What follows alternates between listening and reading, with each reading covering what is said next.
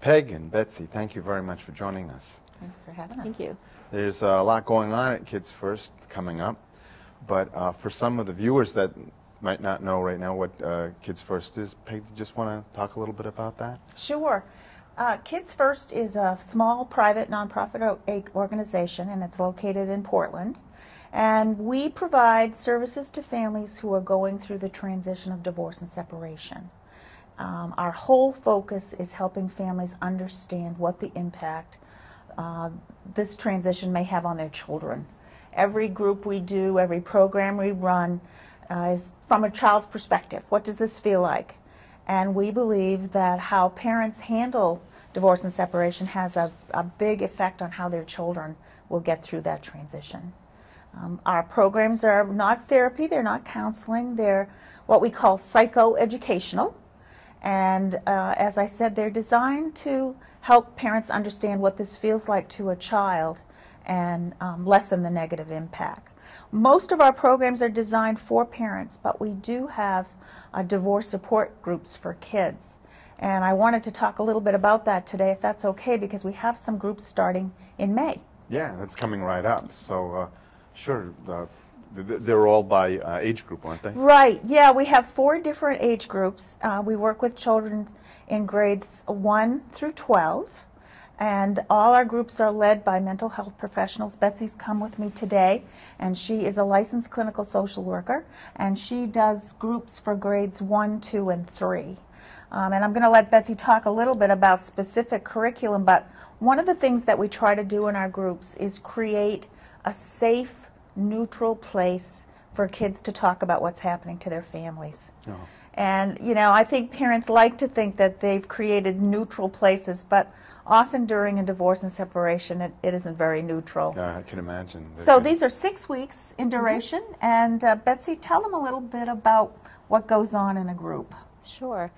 We usually have about 5 to 8 kids in each group, and as Peg mentioned, I facilitate the group for kids in grades 1, 2, and 3, so that's ages like 6 through 8. And we have 6 weeks that we spend together talking a lot about different subjects that kids may be facing when their parents are separating and divorcing. The first night in my group, we start off with talking about families and how even though parents aren't together anymore, they're still very much a part of their children's families. And that parents, moms still love their kids, dads still love their kids, and it's really important for kids to realize that just because mom and dad aren't together or parents aren't together, it doesn't mean that they're not still a part of those children's families. What kind of things come up with children that young?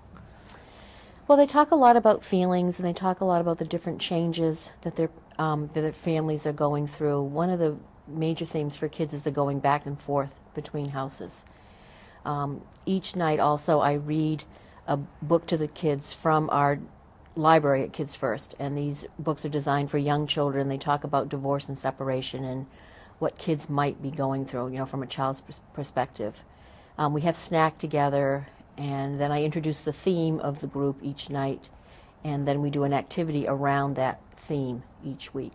One of the activities that they do that I love to see when I come back the following morning is they create these bugs and they decorate the bugs, and it's talking about what bugs them about divorce. Oh.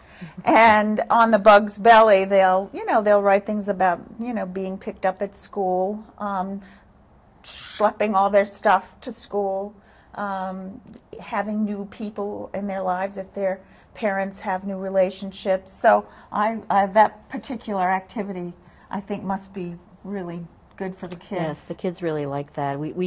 I'm in a group right now. We're in a 6-week session right now. We did that last week. What bugs them about divorce. It must be a really great resource for kids, especially kids that young, the transition right. From the time they start to the one that's 6 weeks up, you must see a very big difference. Right. Hopefully most kids are able to articulate more about their feelings. As Peg mentioned, sometimes it's really hard for kids to talk to their parents because they're always worried about hurting their parents' feelings. And they love moms, they love dads, they love both parents, and sometimes they feel that if they're sharing their innermost feelings with them, they're going to be hurting their feelings or being disloyal to one parent if they're talking about their feelings maybe at another household. So it's a real challenge for kids. That's great. Now, we don't have too much time left, but you have a big event coming up there. We do, we do. We have one big special event a year. It's our annual gala, and it has a live auction and a silent auction, and we rely a lot on it for our funds. We provide scholarships to anyone who asks for it at Kids First.